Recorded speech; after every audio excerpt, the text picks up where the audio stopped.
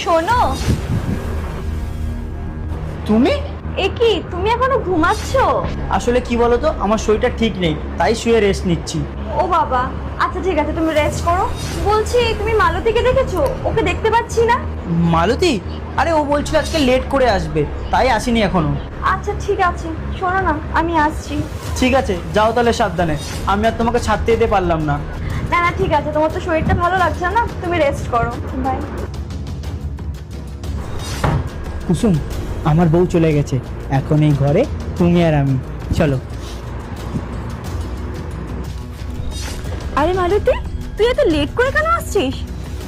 Madam, স্যারই তো আমাকে বলেছে আজকে লেট করে আসতে। স্যার তোকে লেট করে আসতে বলেছে? কিন্তু কেন?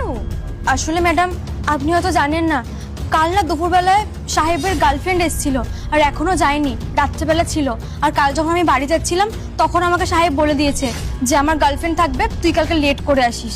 কি বলছিস তুই? যা বলছিস ভেবেচিন্তে বলছিস তো?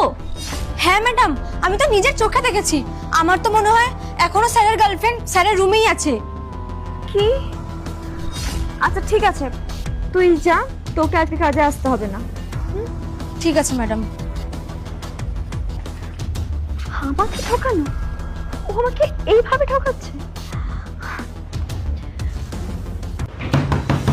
রাহুল! কুসুম, আমার বউ আসছে। তুমি এক কাজ করো, আলমারিতে গিয়ে লুকাও। আরে আমি ওখানে ফিট হবো নাকি?